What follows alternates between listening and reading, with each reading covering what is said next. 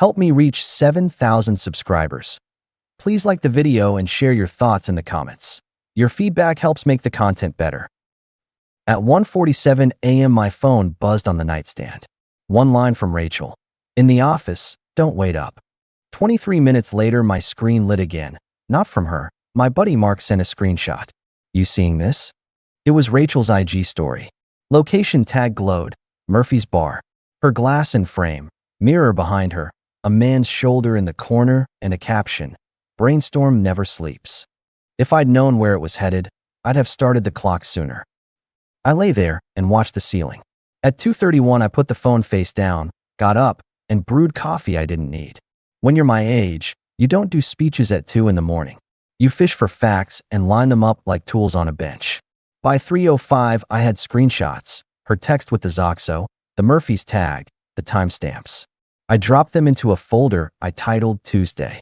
Then I set an alarm for 6 o'clock, scheduled a bank appointment for the afternoon, and went back to bed without waking her when she finally drifted in at 4:20 and slid under the sheet like a teenager sneaking past curfew. She smelled like citrus soap from the office bathroom. Not my house. Not our house. Morning hit. She came down in a blazer I'd never seen, one of those sharp ones that photograph well under conference room lights. Rough night? I asked, tapping the counter with a spoon. I kept my voice neutral, the way you do when you don't want to coach the witness. The deck exploded, she said, reaching for the travel mug. We had to rebuild it with Kevin. With Kevin, I repeated, as if it were a brand of power tool. Was Murphy's the new conference room? She blinked. What? Your story. Murphy's Bar. A solid place for data integrity. She pulled a face like I'd insulted a nephew. It's across the street from the office. We needed a booth. You texted in the office. We were. Then we weren't. Why is this an interrogation? It's a question, I said. And the answer matters because we share a mortgage, a child, and a calendar. She took a breath through the nose. Daniel, tonight is the pitch rehearsal. I can't unpack your tone right now. I poured coffee into a mug and slid it to her. Then here's the practical version. Starting tonight, I won't wait up for you. Doors lock at 10. If you're not home, sleep where you are. That's punitive. It's policy, I said. I get up at 5. Our son reads his chapter at 8. Pick the team you want to play for. She stared at me. You're being dramatic. No, I told her. I'm being precise. She put the mug down without drinking. You know what? I don't need this. You do, I said. We both do. 10 o'clock. She grabbed her keys, shook her head, and left. The lock clicked like a little hammer. I looked at the empty mug, then at the clock. 7:14. I texted Mark. Need you at Murphy's tonight if you're free. Sit at the back. Don't engage. He texted a thumbs up and the skull emoji. He thinks he's funny. At 8:03 I packed our kids' lunch, signed the reading log, and answered his question about volcanoes. He asked where Mom was. I told him she'd be home for dinner. It wasn't a bet. It was a test I already knew the answer to. I spent my lunch hour not eating. Bank at noon. I moved the emergency fund to a separate account, shifted the joint bill pay to my card, took my name off her gas card, and set alerts for any withdrawals over 100. The banker didn't ask why. I'm a contractor. We shuffle money all the time. When I left, I added a second folder to Tuesday. I called it Logistics. At 3 I flagged an attorney who'd helped a friend draft a simple separation last year. Consult only, I told the receptionist. No fireworks. She scheduled me for Thursday morning. I made a list on paper. Paper slows you down. I want my hand to remember this. After school, I took our son to the park. We threw a ball. He told me about a classmate's dog. Ordinary life. That's the part people forget. You can live inside a storm and still slice oranges. Rachel texted at 6:18, running late. Kevin needs me on the deck. Don't wait dinner. I texted back. We already ate. That was true. She texted a smiley. I clicked my phone off and put it in the drawer. She came home at 11:40. I heard the garage door, the careful steps. She tried the interior door. It was locked. She knocked once, twice. I opened. I didn't make her stand out there like a delivery. I'm not in the humiliation business. That's childish, she said, stepping in. It's 10 p.m. policy, I answered. We reviewed it this morning. She dropped her tote by the bench. We were rehearsing. Is Kevin also rehearsing your manners? I asked. Because you text me you're in the office and then tag a bar at 2 in the morning. That's not rehearsal. That's a pattern. She folded her arms. You're controlling. I'm consistent, I said. Two different sports. And what? You're going to what? Ground me. No, I said. I'm going to stop subsidizing late-night spontaneity with my sleep, my time, and my home. 10 p.m. stands. Phone location sharing is back on for both of us, or we don't share calendars. Financials are split. If you're out past 10, message where you are and where you're sleeping. If there's an emergency, I'll answer the phone. Otherwise, I'm off duty. This is insane. It's an adult schedule. She looked at me like I'd replace myself with my sharper twin. You can't just change the rules. I can when the rules are being rewritten without me. I said. You want freedom? Fine. Choose it and live by it honestly. She exhaled. You're overreacting to a tag. I'm reacting to a string of nights with the same cast and the same caption, I said. I'm also reacting to the Zoxo from a work message at 1:47 a.m. That's not professional language. She looked away. It was a joke. Then you won't mind if I ask your team lead how the joke lands on the company handbook. You wouldn't. Not tonight, I said. Tonight, I'm going to bed. She stared at me another beat, then walked past. You've become impossible. I've become alert, I replied. I slept fine. 2 days later, the coach texted that Rachel had missed our son's reading showcase. It wasn't a catastrophe. He still read, but he did scan the doorway twice. On the way home, he was quiet. I didn't fill the silence. I made him a grilled cheese and told him he nailed the part with the pirate. At 9:10 p.m., Rachel walked in with a paper bag and a bright tone that wasn't for me. I brought cannoli, she announced, like she was leading with peace. I wiped the counter. How'd the deck go? Great, she said, unpacking dessert. Kevin and I crushed the transitions. Uh-huh. I'm sorry about the reading thing, she added, softer. Calendar mix-up. I'll make the next one. That's fine, I said. She slid a plate toward me. Truce. I leaned a hip against the island. You want to talk truce? Start with your location at midnight. It was the office. Mostly. Then you can toggle on sharing, I said. If you want to keep it off, also fine. We'll revise routines to match. She pushed the plate back toward herself. You're punishing me for having a job. No, I said. I'm declining to be the guy who waits in a hallway for someone who's already down the block. She watched me. I can turn on sharing, she said after a long pause. But you have to drop the 10 p.m. lock. No, I said. Non-negotiable. She smiled like she'd expected that. Of course. She turned on sharing. For a week, her little dot lived mostly at the office, once at Murphy's, once at a sushi place near a hotel off the interstate. She texted, team dinner. I texted back, got it. I took screenshots and filed them. Week 1. She was warmer around the house for 6 days. She asked about my project. She curled up on the couch next to me to watch a crime show. She asked whether I wanted her to pick up our son's cleats on Saturday. I said yes, and she did. I gave her credit for the action, not the tone. That's a rule that keeps your head clear. Sunday night, she wandered into the garage where I was tightening a vise. You've been distant, she said, leaning on the door. I've been consistent, I replied. She studied the pegboard. Do you want this to work, or are you trying to push me out? I want the truth to sit in the room, I said. I want respect to be non-negotiable. If that pushes out anyone who prefers fog, then the house will be quieter, sure. She laughed once. Who talks like that? A man who has made peace with his own company, I said. She pushed off the door and left. The vise held steady. That's the point of a vise. Midweek, our neighbor Trina stopped me by the mailbox. She's the one who hosts themed parties and knows everyone's dog's birthday. Friday, she chirped, tapping a list. Poker night for the guys, wine for the girls, kids in the den with Disney. You two better show. And she leaned in. Rachel said she might bring someone from work. Kevin, you'll like him. I tilted my head. She said that. Yeah, Trina grinned. Big grins when she mentioned him. Must be a star. Got it, I said. We'll see you Friday. Rachel brought it up that evening while she cut up strawberries. Trina's hosting, she said. She asked if I could invite Kevin. He's never been to the neighborhood. Good networking. I rinsed the knife. Is that what we're calling it? She set the knife down. Don't start. Here's the logistics, I said, drying my hands. I'm going to poker. I'm bringing Mark and Jay. If you invite Kevin, he's a guest in my neighborhood, and he'll get the same courtesy I give a guest. I'll shake his hand and ask about his job. You will not treat our house, our son, or our friends like a prop for your office theater. If you want to introduce him around, do it in daylight, not after a week of midnight rehearsals. She frowned. I don't need your permission to bring a coworker. You need my agreement to fold our family into your late-night reruns. And you don't have it. So I'm supposed to hide my life? You're supposed to respect ours, I said. She rolled her eyes. You're jealous. I'm observant. She looked at the cutting board. He's coming, she said. It's a party, not a tribunal. Then it'll be educational, I told her, putting the knife in the dishwasher. For everyone. She shook her head with a half-smile, like I was a stubborn nephew again. Try not to embarrass yourself. I'll bring a pie and a smile, I said. You bring honesty. She snorted. You first. Already did, I said, and left the kitchen.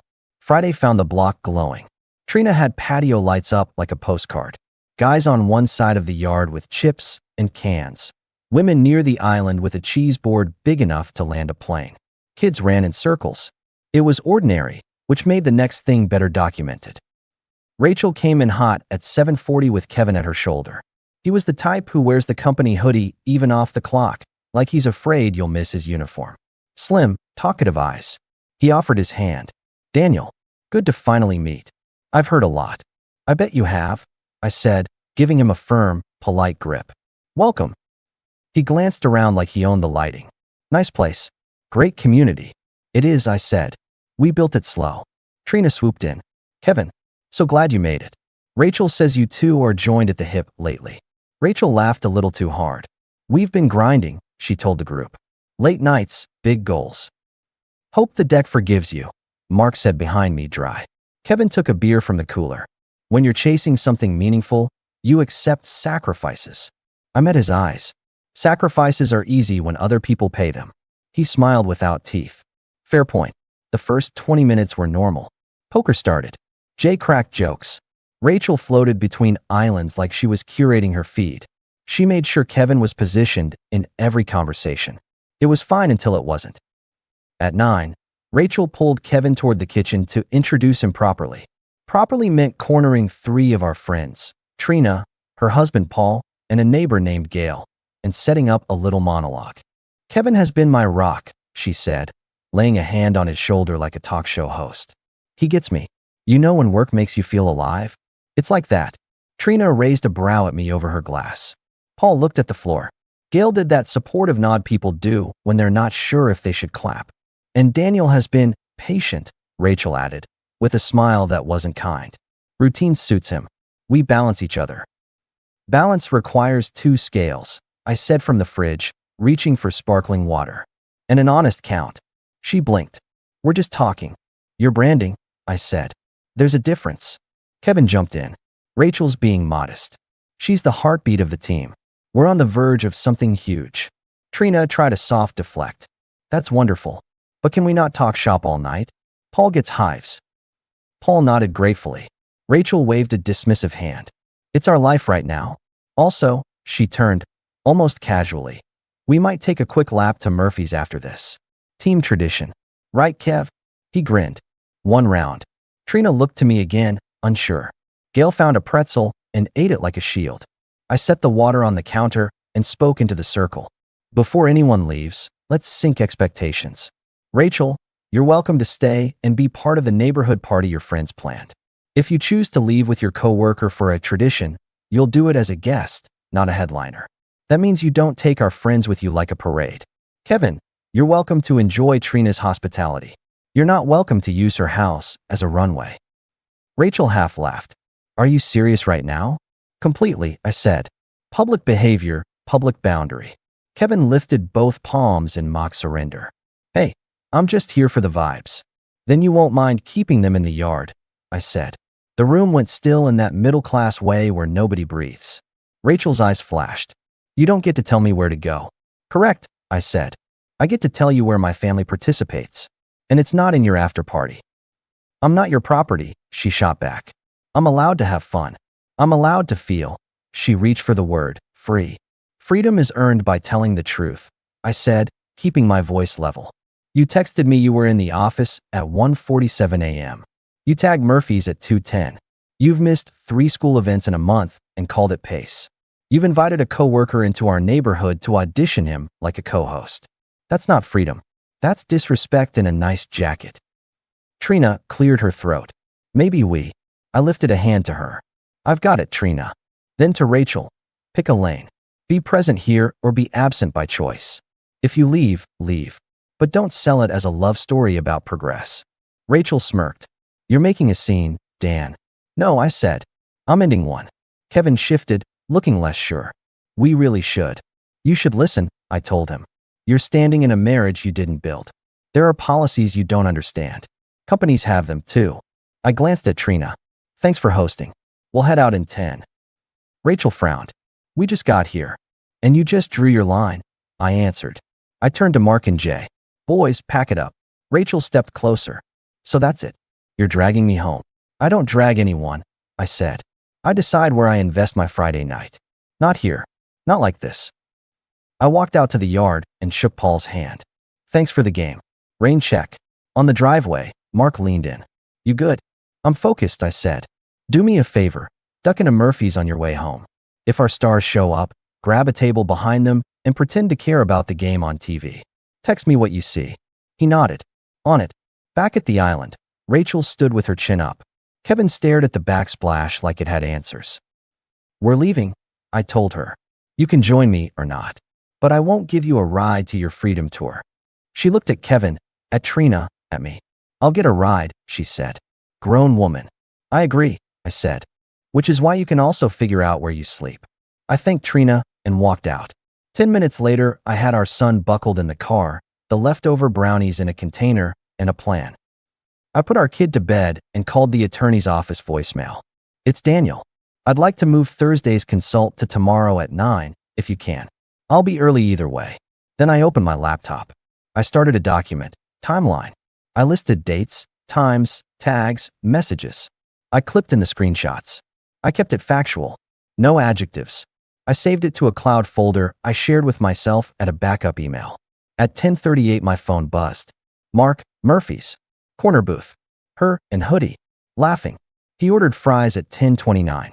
She's saying we're aligned. He touched her elbow twice. No one else from team here. I texted thank you and turned the phone face down. At 11:52 Rachel texted, staying at Anna's. Don't wait. I added it to the timeline.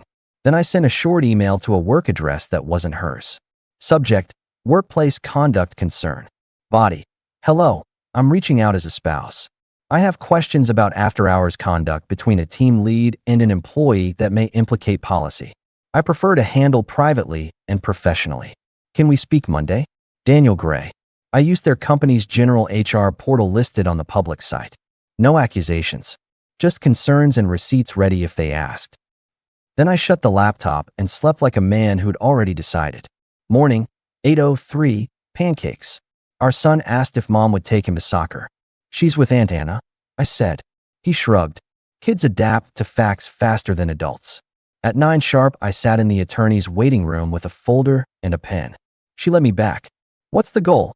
She asked, flipping open a pad. Respect, I said. Failing that, clarity. I want a draft separation that handles custody, house, and accounts. I want it clean. I'm not interested in theater. She nodded.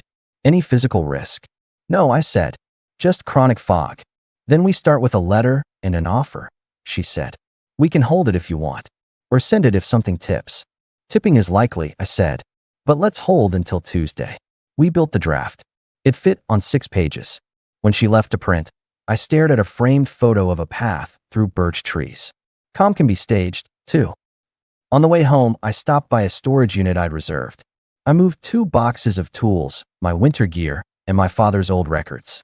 I wasn't leaving, I was clearing space. You don't realize how much you've been bumping into the same furniture until you relocate a shelf. Sunday night, Rachel came home before 10. She put on a soft sweater and made tea. She sat on the couch like we were practicing cozy. Can we not do the Cold War? She asked. We can do terms, I said. She set the mug down. Friday got weird. I didn't love being called out in front of everyone. I didn't love being turned into the boring husband in your new pilot, I said. Public theater got a public closing notice. She rubbed her temple. Maybe I pushed it. Maybe I wanted people to see me as more than a mom and your wife. You are more than that, I said. But you don't need a co-host to prove it. Kevin is a friend, she said. That's not what your phone says at 2:10 a.m. She swallowed. We talk about life. He gets the pressure. He makes me feel, she reached again, awake. Then you're tired here, I said. And you don't want to admit it. I want to be free, she said. You make everything a ledger. I make it accountable, I said. I set rules that protect our kid from chaos and me from disrespect. She leaned forward. What if I turn on sharing and cut late nights? What if I try? Could you?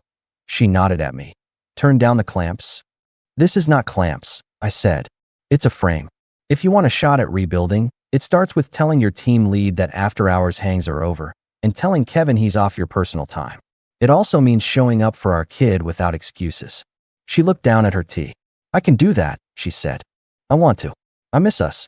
That's generous, I said. Text Kevin now and tell him you're drawing a line. Then we'll see. Her thumbs hovered. She typed something, deleted, typed again, sent. She exhaled. Done, she said. What did you say? That I need space from extra hangs, she said. That I want home to be home. I nodded. Good. She reached for my hand. Thank you. I didn't take it. Actions, not lines. For a few days, actions looked promising. She came home by 9. She sat with our son for homework and went to his game on Tuesday. She asked if I wanted to grab tacos on Wednesday. We did. We talked about yard work and school schedules. She asked about my job and didn't drift to her phone. It was almost normal. Then Thursday at 10:14 p.m., her dot paused near a motel by the interstate. 10 minutes. Then it moved. She texted at 11:05. Late rehearsal ran over. I'm wiped. Be home soon. At 11:20 she came through the door, hair pulled back, voice light. Traffic was awful, she said, dropping her bag. You up? Yep, I said, tapping the counter with my finger. How's the deck? Perfect, she said. Kevin's a machine. Is that what you call him? I asked. She frowned. What's that supposed to mean? It means you're sharing. Spent 10 minutes in the parking lot of a motel where no rehearsal lives, I said. And you texted me from the road like you were doing me a favor. She stood there, calculating. We grabbed a coffee to keep going, she said. There's a cafe there. There's a cafe a block from your building, I said. But you picked a place by a motel at 10 at night. It was convenient, she said. For what? She lifted her chin. I'm not doing this. You already did, I said. This was your last test. Test? She repeated, almost laughing. You set traps now. No traps, I said. Just guardrails. You drove through them. She opened her mouth, closed it. You're suffocating me, she said. I want space. And I want a partner who respects me in public and private, I said. We both won't get what we want here. So what? She said, voice flat. We end it. We end the fog, I said. Tomorrow you'll receive a letter with terms. Read it. Decide if you want to co-author the exit or perform for the neighbors again. You're not serious. I'm precise, I said. Again. She stared at me for a long time, eyes bright in a way I'd seen at 2:10 a.m. You're throwing away our marriage because I had coffee near a motel? I'm ending a pattern where you think words erase coordinates, I said. This isn't about coffee. It's about contempt dressed as ambition. She shook her head and walked past me. You'll regret this. I don't do regret, I said. I do results. I slept on the guest bed. The house hummed. The hum sounded like a clock running out. Friday morning, the letter went out. That afternoon, HR emailed me back. We take concerns seriously. We would like to schedule a confidential call. I replied with a list of times and an offer to forward the timeline. They set Monday at 9. Rachel texted at 5:22. Can we talk tonight? Just us. Tomorrow, I wrote. Not tonight. At 7, she walked into the garage in a denim jacket, keys in hand. Where are you going? I asked without looking up from the bench. Out with the team, she said. We just need to blow off steam. Choose home, I said. Or choose your team. And choose the consequences that come with it. She lingered. This is punishment. No, I said. This is adult math. She left. The garage door came down. I tightened another bolt. At 9, Mark texted. Murphy's again. Same booth. He looks nervous tonight. She looks like she's auditioning for a new city. I didn't answer. At 10, I sent HR 2 documents, the timeline and a 10-slide deck of screenshots with dates and times. No commentary, just context. Monday at 9, I took the call. They were professional, careful. I was calm. We're not here to hurt anyone, the compliance officer said. We're here to protect the workspace. That's all I need, I said. Your policy says supervisors should avoid after-hours one-on-ones that create the appearance of favoritism. I'm showing you after-hours one-on-ones, location tags, and a pattern that's bleeding into neighbors' homes. Handle it how you handle things. They asked me not to share that we'd spoken. I agreed. I'm not in the splash business. By Thursday, Rachel's tone changed again. She made dinner and set the table like a commercial. She wore a soft dress I'd always liked. Let's reset, she said, pouring water. I can change the deck schedule. I can ask to shift teams. I want this to work. You've had 2 resets, I said. Both ended in a motel parking lot. She forced a laugh. It was 10 minutes. It was enough. She leaned forward. I'll prove it. I'll step back from nights. I'll stop the after-party runs. She swallowed. I'll distance from Kevin. That's the right thing, I said. But I'm not continuing this marriage. Consider those changes a courtesy to your next chapter. Her fork clinked. You can't be serious.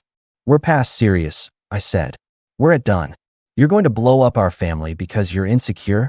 I'm going to make sure our son sees a father who won't accept disrespect in his own kitchen, I said. He'll learn boundaries from someone. She pushed her plate away. You're cruel. I'm consistent, I said. Again. That night, I moved 2 more boxes to the unit. I left my wedding photo album on the living room shelf. I'm not erasing a history. I'm adjusting course. Friday morning at 8:30, Rachel's company calendar flashed a meeting. All hands compliance update. At noon, Mark texted from a guy who knew a guy at her office. Heard there's fallout. I didn't dig. I had nothing to celebrate. I went to the gym and pushed iron until my brain quieted. At 2, Rachel walked in white-faced, grabbed a glass, and poured water like it was 20 years old. You did this, she said. I reported a pattern, I said. They enforced a policy. They put Kevin on leave, she said. They moved me to a different line while they reviewed. Then they took it seriously, I said. They said there were perception challenges, she spat. They asked about Murphy's. They had screenshots. They must read social media, I said. She stared at me, breathing hard, then softened, just like that. We can fix this, she said. Please. I'll distance. I'll do the mom thing. We can take a trip. Reset, for real. It's late, I said. It doesn't have to be, she insisted. We have years, Dan. We have a family. We have a house, I said. For now. She reached for my arm. Please. I'm not a man you beg, I said. I'm a man you respect early, or you lose late. Tears sat in the corners of her eyes. She wiped them hard, angry at them, angry at me. You want to ruin me. I'm not interested in you ruined, I said. I'm interested in me whole.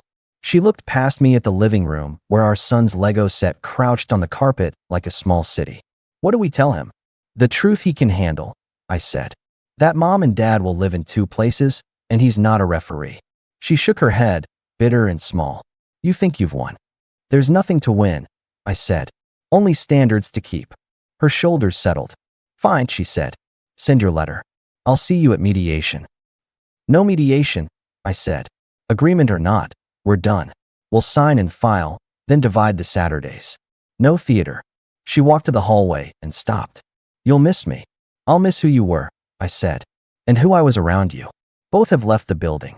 She went to the bedroom and closed the door. The latch clicked with that little hammer again. The weekend was logistics. She packed a bag and said she'd stay with Anna. I boxed up the rest of my tools and a few framed photos I wanted for the office. Our son stayed with me and built a spaceship. We ate pizza on the floor and watched a movie that made him laugh. He asked once, "Is mom mad?" I said, "She's sad and figuring things out." He nodded. Kids are better at truth than adults. Monday, Rachel didn't go to work. Tuesday, she went and came back early. Wednesday, HR sent her home again. Thursday, she texted, "They let Kevin go."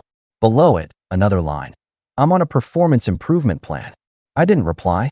I had nothing kind, and I'm done with unkind. On Friday, I signed the agreement at the attorney's. It was clean. Joint custody with a schedule fixed to school halves. House to be sold in 90 days, or I buy out her share at a set number we both picked. Account split. No drama. No names called. Just lines on paper. Saturday morning, she showed up at the house to swap weekends and pick up a box of clothes. She wore a sweatshirt and a look I used to trust.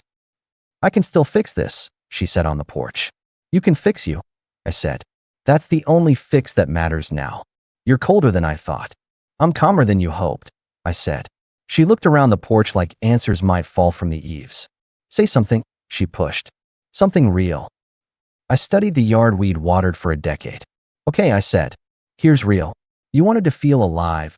You wanted status. You wanted out from under what you called routine. You built a runway with late nights and bar tags and hallway laughter. You forgot I know what real looks like. Real is 8 p.m. math homework and Saturday coffee and showing up to the reading. Real is telling the truth when it's boring. Real is not dragging neighbors into your audition. I'm not mad at you for wanting heat. I'm done because you lit the house to get it." She flinched. Then she smiled, but it was the kind that doesn't reach anyone. "You'll be back," she said. "You'll miss the noise." "I've got enough noise in my head," I said. "I've started to prefer quiet." She lifted the box, turned, then paused. "Last chance." "For what?" I asked. "To be your audience." I stepped back. "Show's over." Her eyes narrowed. She walked away. I closed the door, leaned against it for one breath, then unlocked it for myself and went to make pancakes. I flipped the first one too early. It folded on itself, and I fixed it with a spatula. That's life. You lift, reshape, keep going. Months rolled. The house sold on schedule. I bought a smaller place on a street with big trees and a driveway good for chalk drawings. I kept the truck I like because it's practical, not pretty. My shop got a corner with better light than our old garage. On my weeks, our son and I cooked terrible omelets and decent chili. He grew. That's what they do. I didn't talk about Rachel to people who wanted gossip. If someone asked, I said, "We disagreed about rules, I enforced mine, and we both live with it." I switched jobs twice by choice, moving to a company that pays for quality workmanship and respects weekends. The foreman's name is Jorge. He's a straight shooter with a laugh that fills the room. The team feels like a crew, not a therapy group. It's clean. It's good. On a Thursday evening 6 months out, I met a woman named Claire at a hardware store. She asked me which drill bit to buy for tile. We argued about it, and then laughed. We got coffee. She asked real questions. She shows up when she says she will. She knows the names of her neighbors' dogs. I don't have to explain why I like quiet. She likes it too. Once, at a kid's soccer game, Trina sat beside me. She isn't neutral. She never will be. But she has a big heart. "You look lighter," she said, glancing at my face like she was checking for storm clouds. "I am," I said. "I ran into Rachel at the store," Trina added, cautious. "She's different. Quieter. She said she moved into a one-bedroom near downtown. She's consulting. Kevin left town." I didn't ask. "People adjust," I said. "She asked how you were," Trina said. "I'm all right," I told her. "Better than all right." She nodded and watched the kids chase the ball. "You handled that the way most people only talk about handling things," she said. "With rules." "I handled it the only way I could live with," I said. "That's enough." On my porch that night, Claire handed me a beer and we watched the street. A neighbor pulled in. Dogs barked once and then shut up. My phone buzzed. "Rachel," a short text. "Heard you bought the place. Glad for you." I typed back, "Thank you. Hope you find what you're chasing." Then I turned the screen down and looked at my life. I have a place that's mine. I have a kid who knows I keep my word. I have a truck that starts, a shop that's clean, a woman who respects quiet, a foreman who pays on time, and friends who don't need a Broadway script to invite me over. People think the last line happens in the fight. It doesn't. It happens on a common Tuesday, in a calm house, when someone asks for one more second chance, and you say the sentence that saves your life. When Rachel texted months ago after the party and the motel and the letter, asking for the final talk, I gave her 4 words at the door that I meant then and mean now. "Your access is closed." She looked at me like a stranger. That's because, in that moment,